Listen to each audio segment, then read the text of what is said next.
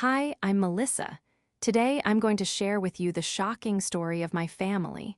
It's called, On My Birthday, my parents handed me a $120,000 bill to pay off my brother's debt. They told me I don't have kids, so I should be useful. When I refused, they threw a cake at me and kicked me out. So I bought a house instead, but what happened next was more surprising than I could have imagined. Let me tell you how it all went down. Here's the deal. I'm Melissa, 34 years old, and I was getting ready for my 35th birthday. Nothing too extravagant. I just wanted to enjoy a nice dinner with my friends, Sarah, Katie, and Jenna. I had already made the reservation, picked out a cute dress, and planned everything perfectly. I work in marketing at a tech company downtown. It's decent pay, not anything incredible, but I've been saving diligently for years. I live in this tiny rental apartment that's practically a shoebox, but somehow I've managed to stash away almost $200,000 in my savings. My dream: to buy my own house. I've been obsessed with browsing real estate listings, going to open houses on weekends, and doing everything I can to make that dream a reality. My family dynamic is, well, let's say it's complicated. There's my parents, of course, and then there's my older brother, Jake, who's 37. Jake's married to Lisa, and they have two kids, Elema, who's 8, and Tyler, who's 6. Jake's always been the golden child, you know. He could do no wrong in my parents' eyes.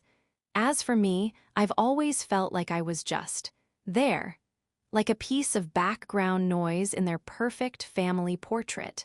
A few years ago, Jake started his own business, some kind of consulting gig. Honestly, I never really understood what he did, but he was always going on about how he was going to make it big. My parents, oh, they were so proud, always bragging about their little entrepreneur. Meanwhile, I'm sitting here with my steady job and nearly 200 grand in savings, and they barely even acknowledge it. So here I am, just 2 weeks out from my birthday, texting the girls about what we're going to order at the restaurant when my phone rings. It's my mom. "Hey, Melissa, how are you doing?" She asks, which is weird because she never calls just to chat. "I'm good, Mom. What's up?" "Well, your father and I were talking, and we'd really love for you to celebrate your birthday here at the house this year. Just family, nothing fancy." I'm sitting there stunned. Excuse me. These people forgot my birthday last year. Completely forgot. I had to remind them 3 days later when I called to check on Dad after his back surgery. And now they want to throw me a party. I already made plans with my friends. I tell her, "We're going to that new Italian place downtown." "Oh, but Melissa, it would mean so much to us. Jake and Lisa will be here with the kids. We could all be together for once." I'm sitting there thinking, when was the last time they cared about us all being together for my birthday? Usually, it's just a quick phone call and maybe a card with $20 in it. If I'm lucky, but there's something in her voice now, like she really wants this. And honestly, despite everything, I still want their approval. I know. I'm 34 and still trying to get my parents to notice me. It's pathetic, but there it is. "I don't know, Mom. I already made the reservation." "Please, honey. It would really mean a lot to your father and me. We want to do something special for you." After I hang up, I immediately call Sarah to tell her about the change in plans. She's not thrilled. "Melissa, girl, you know how they are. When have they ever put you first?" She has a point. Growing up, every Christmas morning was all about Jake's reaction to his presents. Every family dinner was about Jake's grades, Jake's girlfriend, Jake's job prospects. I learned early on to just smile, nod, and never expect much attention. But still, maybe they were changing. Maybe they finally realized how much they'd been neglecting me all these years. It's just one birthday. I tell Sarah, maybe it'll be different this time, if you say so. She replies, but I'm keeping my Saturday night free just in case you need an emergency escape. The next 2 weeks flew by. Saturday finally arrived, and I spent way too much time getting ready. I slipped into this blue dress that Lisa, Jake's wife, once complimented me on. Did my hair just right? I even picked up a chocolate cake with raspberry filling. Cost me about $80, but it looked absolutely perfect. As I drove to my parents' house, a weird mix of excitement and dread hit me. What if this was the birthday where they finally made me feel special? But then, what if it was just another letdown, like always? Their house is in this quiet suburban neighborhood. Nothing fancy, but it's the place I grew up. I pulled into the driveway and saw Jake's car already there, along with Lisa's minivan. The whole crew was there. I grabbed the cake box and walked up to the front door. Before I could even knock, Mom opened it with this huge smile. "Melissa, happy birthday, sweetheart." I stepped inside and honestly, I almost dropped the cake. The living room was decorated. There were balloons, streamers, and even a big banner that said, "Happy 35th birthday, Melissa," in glittery letters. I stood there for a moment, frozen. In 34 years, I'd never seen my name on a birthday banner in that house. Not once. "Do you like it?" Mom asked, her voice tinged with nervousness, as if my opinion actually mattered. It's really nice, Mom. Thank you."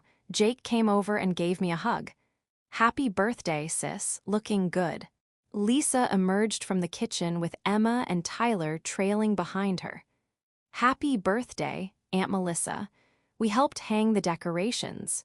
A lump formed in my throat.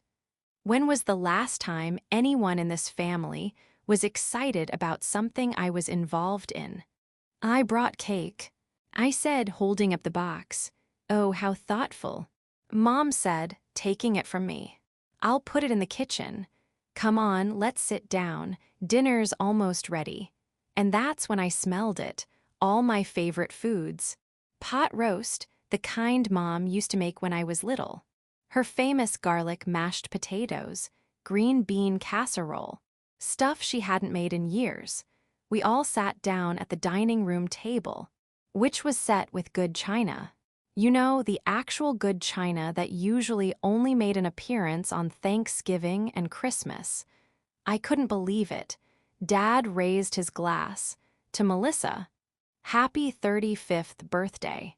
Everyone clinked glasses, and I felt this warm sensation spread through my chest. Maybe I'd been wrong about them. Maybe they actually cared. Dad was unusually chatty, asking me about work, and for the first time in a long while, really listening to my answers. Jake was cracking jokes, and even Lisa seemed more relaxed than usual. The kids were behaving, telling me about school and their soccer games. Then Mom started with the stories. "Oh, remember when Melissa was 7, and she tried to bake us a cake for Mother's Day?" She said, laughing. She got flour everywhere, even in her hair. I smiled, thinking, this is nice. Finally, some attention to me and my memories. She was so proud of that lumpy little cake. Dad added, "She decorated it with those little plastic flowers from her toy box." Wait, that wasn't me. That was Jake. I remembered because I'd been so jealous that he got to help Mom in the kitchen while I had to stay out of the way. And what about the time she caught that huge fish on our camping trip? Mom continued. She was so excited, jumping up and down on the dock. Not me. Jake caught the fish. I was the one who was too scared to even touch the fishing rod. They kept going, story after story. Every single one about Jake, but they were telling them like they were about me. I sat there with a fake smile plastered on my face, nodding along like, "Yeah, sure, that was totally me." Part of me wanted to correct them. "Hey, actually, that was Jake. Remember? I was the one who, but I didn't. I just sat there." Letting them rewrite history because, for the first time in years, they were talking about me at dinner, even if none of it was actually about me. After dinner, we moved to the living room. The kids ran off to play, and the adults settled on the couches. I was feeling full and oddly content, thinking, maybe this is how normal families do birthdays. "Well," Mom said, clapping her hands together, "I think it's time for presents." My heart skipped a beat. Presents? Actual birthday presents from my parents. When was the last time they'd given me something that wasn't a generic gift card? Mom and Dad exchanged a look, some silent communication passing between them. "We are the first," Dad said, and handed me a medium-sized box wrapped in shiny paper. I couldn't help the rush of excitement that hit me. The box had some weight to it, and the wrapping was actually nice. Maybe. Just maybe. They had really thought about this. I carefully unwrapped it, trying not to rip the paper too much. Inside was another box, plain white. I opened it, and inside was a single piece of paper. An invoice for $120,000. I stared at it for a long moment, trying to process what I was seeing. It was a bank statement or something, with Jake's name on it and a huge red number stamped across it. I said, looking up at them. "What is this?" Mom, Dad, and Jake were all looking at me with calm expressions, like this was completely normal.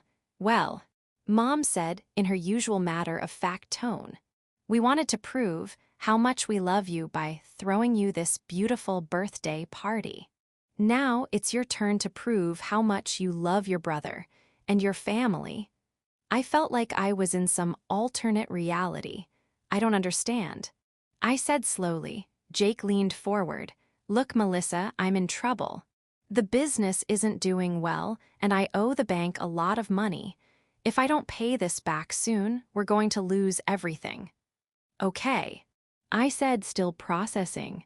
"But what does this have to do with me?" "You need to pay it," Dad said, as if it was the most obvious thing in the world. I laughed. Actually, I laughed out loud. "You're joking, right?" Nobody was laughing. "We know you have savings." Mom said, "We know you've been putting money away for years. You have more than enough to cover this. That money is for my house." I shot back. "I've been saving for 10 years to buy a house. And Jake has been working for years to build his business." Dad replied, his voice taking on that cold, matter-of-fact tone. "He has a family to support." I looked around the room at all of them. Jake was nodding along with everything they said. Lisa was sitting there, arms crossed, looking at me with that expectant expression. Even the kids had wandered back in and were standing there, watching this whole scene unfold. "I'm not paying this." I slammed the bill back into the box and held it out to Mom. "This is insane. You can't just throw me a birthday party and then demand I pay off my brother's debts." Mom didn't take the box. The room fell into a heavy silence.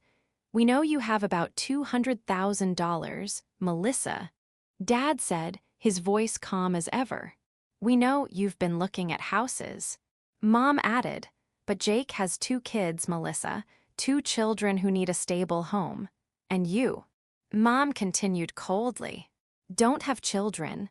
You might never have children. So you should be useful to this family and help your brother." I felt like I'd been slapped. "Are you serious right now?" I asked, voice trembling with disbelief. "Dead serious." Jake said, leaning forward, "I'm about to lose everything. And you're sitting on all that money for some dream house that you might not even need." "It's not a dream house," I said, my voice rising. "It's my future. It's what I've been working toward for years. Your brother's future is more important right now. Mom said, her tone ice cold. I stood up, still holding the box. No, absolutely not. I'm not doing this. The temperature in the room dropped at least 20 degrees.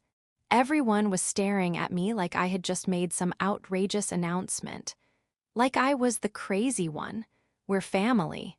Lisa said, her voice dripping with condescension. Family helps each other. Family doesn't ambush each other with fake birthday parties and then demand their life savings. I shot back. Mom stood up too, her face turning red. If you won't help your brother, then you're not part of this family. Fine, I said, my voice steady now. I guess I'm not part of this family then. I set the box down on the coffee table and turned toward the door. Behind me, I heard Dad yelling something about cutting me out of the will. But I didn't look back. I grabbed my purse and coat, walking straight out of the door.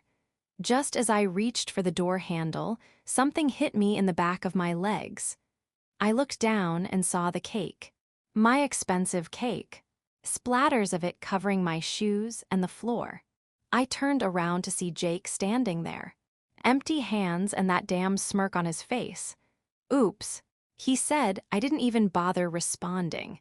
I just walked out and slammed the door behind me. The drive home was a blur. My shoes were covered in cake, and the weird, empty feeling in my chest wouldn't go away. I should have been crying, I should have been screaming, but I just felt numb.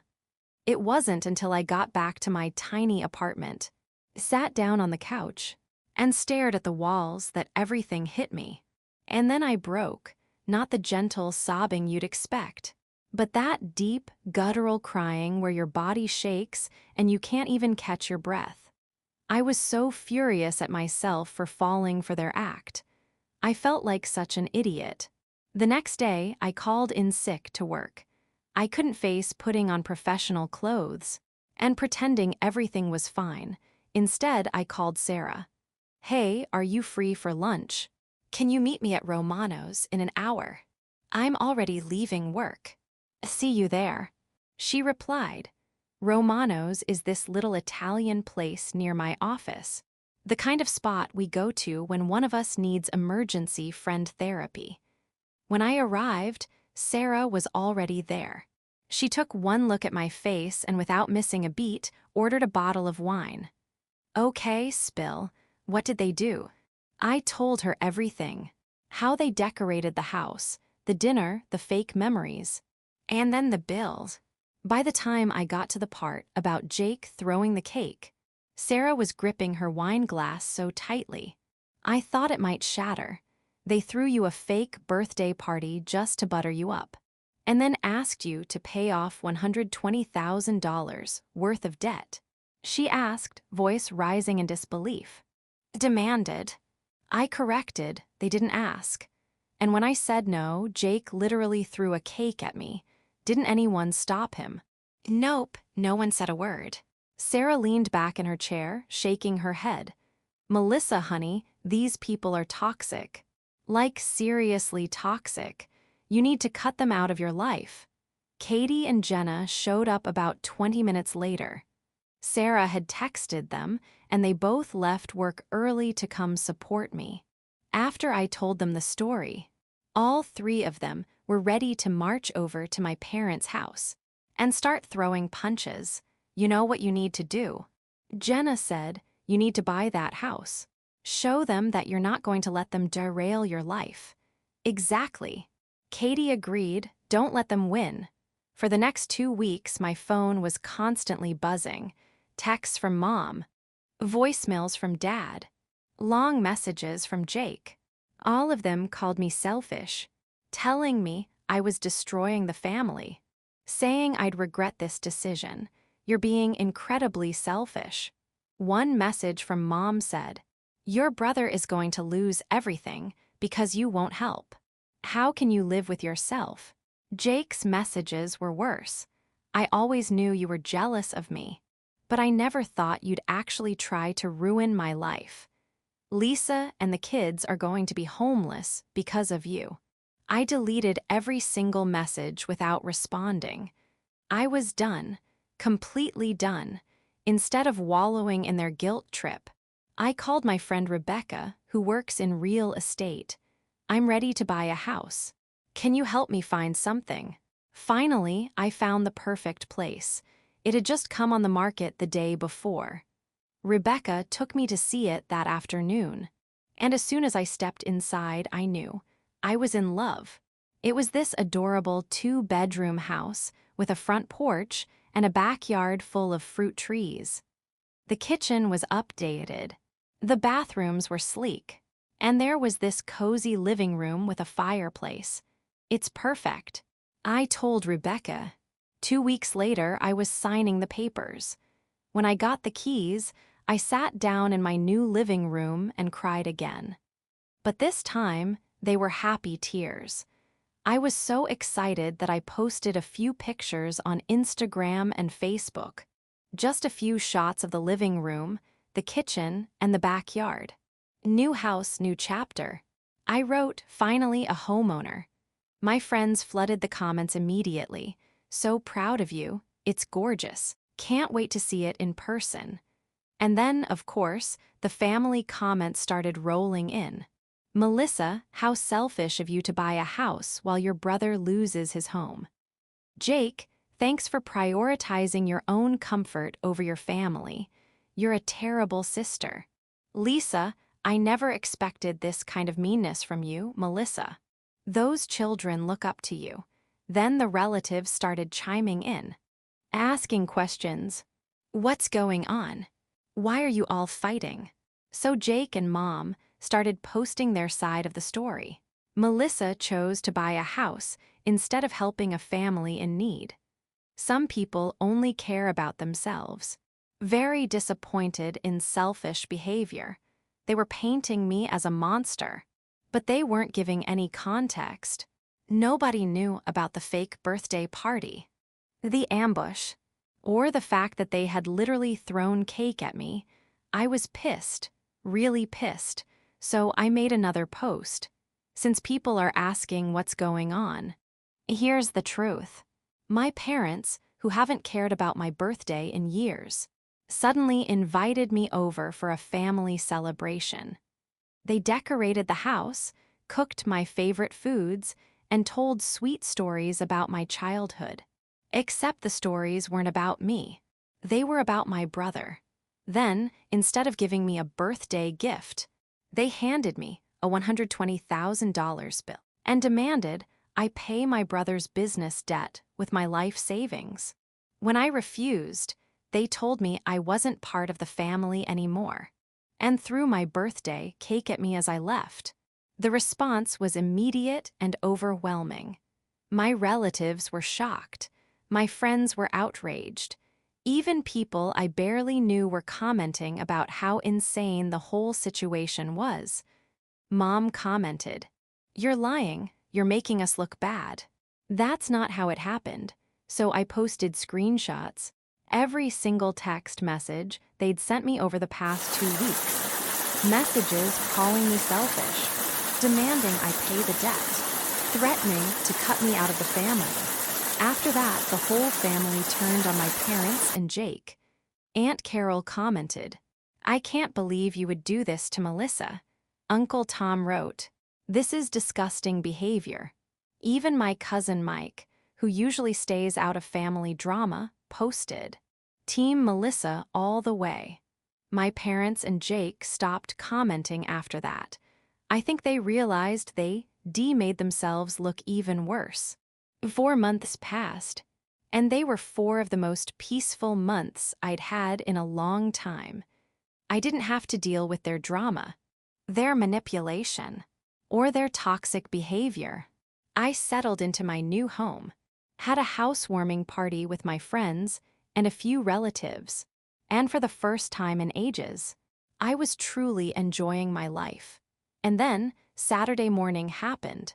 I'd made pancakes, sipping my coffee in the sunny kitchen, already planning what I'd do in my little garden for the day. Then I heard a knock at my front door. I wasn't expecting anyone. So I peeked through the peephole. My heart practically stopped. Jake was standing there with Lisa and the kids. They had suitcases. Multiple suitcases.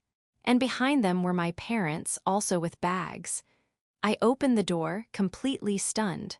"What are you doing here?" Lisa brushed past me like she owned the place. "Nice house, Melissa. Really nice." "Excuse me," I said, but she was already walking through my living room, looking at everything. Jake dragged his suitcases straight into my entryway. "We need to talk about what?" I started, but my voice trailed off. "Why do you have luggage?" Lisa returned from her little tour, flashing me a fake, sympathetic look. "Well, since you refused to help us pay our debt." "Oh," she said, as if she were explaining something simple. "The bank took our apartment. We're homeless now." I stared at her, not sure whether to laugh or scream. "Okay, that sucks. But what does that have to do with me?" Jake stepped forward. Like this was completely reasonable. "We had a family meeting," he said, "and we decided we're going to stay here with you until we get back on our feet." I actually laughed. "You're joking. Do we look like we're joking?" Mom asked from the doorway. Lisa was already heading upstairs. "I'm going to check out the bedrooms, see which one will work best for the kids. Emma, Tyler, come pick your room." She called out to them, completely ignoring me. I turned and headed back downstairs, where Jake was busy opening his suitcases in my living room. "This couch will have to go," he said. "We'll need something bigger for the family room. We could put a dining table here." Mom suggested, looking around. "Make it more functional for family meals." "Are you people insane?" I shouted. "This is my house. You can't just move in. Where else are we supposed to go?" Jake shout back. "You're the one who refused to help us avoid this situation." Lisa came back downstairs with the kids in tow. "The kids can share the smaller bedroom upstairs. It'll be cozy." "No," I said firmly. "Nobody is sharing any bedrooms because nobody is staying here." "Melissa," Mom said in that condescending voice she always used when I was little, "go make dinner for your brother's family. They've had a long day. That's when I lost it. I'm not making dinner for anyone. You people are crazy if you think you can just show up here and take over my house." But they weren't listening. Jake was rearranging my furniture like it was his. Lisa was in the kitchen, opening my cabinets and poking through my things. The kids were running around upstairs, making a mess. Mom and Dad were discussing where to put their stuff, acting like they had every right to be there. I went into the kitchen and pulled out my phone. I dialed 911. "Hi, I have people in my house who came uninvited and are refusing to leave. I've asked them multiple times to go. We'll send someone over." The dispatcher replied. 10 minutes later, 2 police officers knocked on my door. Jake answered before I could. "This is just a family misunderstanding," he said, giving them his best charming smile. "Are you the homeowner?" the first officer asked. "No, she is." Jake pointed at me, "but we're family and we're going through a hard time." I stepped forward, my voice steady. "I'm Melissa. This is my house. These people showed up uninvited and are refusing to leave. It's a family matter." Mom said, starting to cry, "We just need somewhere to stay." "Ma'am," the second officer said to me, "do you want these people to leave your property?" "Yes." "Immediately." "You heard her," the first officer said to Jake. "You need to gather your belongings and leave. But we're family." Lisa protested, her voice rising in indignation. "Doesn't matter." The officer replied, his tone firm. "It's her house, her rules." Jake started getting aggressive. "This is ridiculous. She's being unreasonable. Sir, you need to calm down and gather your things." The officer said, It took about 20 minutes, but the police made sure every single one of them left. As they were walking to their cars, Mom turned around and screamed at me, "You're a traitor to your own family." I just stood there, watching them drive away, my body numb. Then I closed the door and locked it behind me. The next day, I called a security company and had them install an alarm system and cameras around the house. I wasn't taking any chances. 2 weeks later, I found out from my cousin Mike that Jake and his family were still living with my parents. Apparently, it was cramped, and they were all miserable. They kept telling anyone who would listen how horrible and selfish I was, but nobody believed them anymore. Mike told me that at the last family barbecue, Jake was going on and on about how I had ruined his life, and Uncle Tom actually told him to shut up. "You made your own mess." He said, "Stop blaming your sister." Even Lisa's own parents had apparently stepped in. She had called them, asking for money, and they said no, because of how badly they'd treated me. As for me, I was doing great. I loved my house, my vegetable garden was growing, and I repainted the guest bedroom. I was even thinking about getting a dog. My friends came over all the time, and we had dinner parties and game nights. I hadn't spoken to my parents or Jake since the police incident, and I didn't plan to. They'd shown me exactly who they were and what they thought of me. I was done pretending we were a happy family, when they only saw me as a source of money. The funny thing is, I'm happier now than I've been in years. Cutting them out of my life was the best decision I ever made. I should have done it a long time ago. Sometimes people ask me if I miss them or regret not helping Jake. The answer is simple. No, these people, who claim to love me, threw me a fake birthday party just to manipulate me. Then, when I wouldn't give them my life savings, they literally threw cake at me. That's not love. That's not family. Real family doesn't treat you like an ATM, and then call you selfish when you won't pay up. Thank you so much for listening to my story. If you enjoyed it, don't forget to like, subscribe, and hit the bell icon so you never miss a new twist or inspiring journey. See you in the next video.